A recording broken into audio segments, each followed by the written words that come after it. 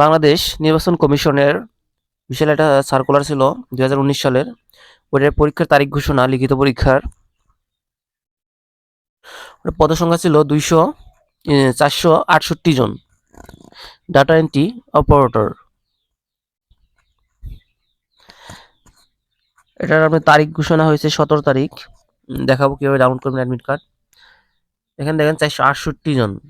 পরীক্ষাটা ছিল 20 মানে সার্কুলার ছিল 20 মে 2019।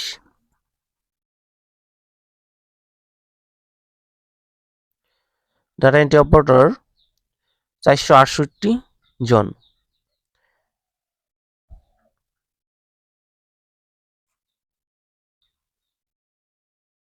16 গ্রেডের চাকরি। এখন দেখে নেই সিট প্ল্যানগুলো, দেখে নেই। এটা হচ্ছে 6 মে 2024।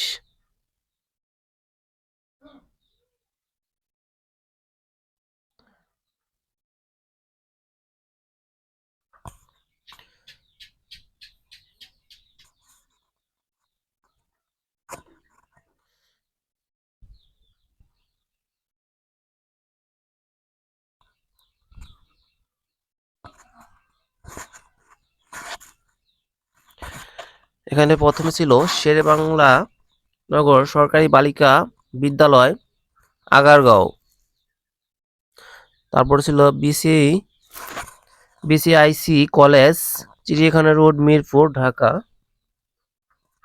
তারপরে সরকারি Mohammadpur model school and college, Gaznabi road, college gate, Mohammadpur, Dhaka. Dhaka college, Eden Mohila college, Azimpur, Dhaka. Government college of applied human science, এটা হলো আজিমপুর ইডেন কলেজের আগে, মানে আপনার নীলক্ষেতের পরেই। পরীক্ষা সংক্রান্ত নির্দেশনা বলি। লিখিত পরীক্ষার প্রবেশপত্র ecs.teletalk.com.bd ওয়েবসাইট হতে ডাউনলোড করা যাবে। সংশ্লিষ্ট প্রার্থী ইউজার আইডি এন্ড পাসওয়ার্ড ব্যবহার করে প্রবেশপত্র ডাউনলোড পূর্ব রঙিন প্রিন্ট করে নিতে হবে। লিখিত পরীক্ষায় প্রবেশপত্র পরীক্ষার দিন অবশ্যই সাথে আনতে হবে। প্রবেশপত্র ব্যতীত কোনো প্রার্থীকে পরীক্ষার অংশগ্রহণ করতে দেওয়া হবে না। পরীক্ষার্থী স্ব জাতীয় পরিচয়পত্রের মূল কপি অবশ্যই সাথে আনতে হবে। নির্ধারিত সময় 30 মিনিট পূর্বে আসতে হবে। কিভাবে অ্যাডমিট কার্ড ডাউনলোড করবেন ওটা দেখাচ্ছি।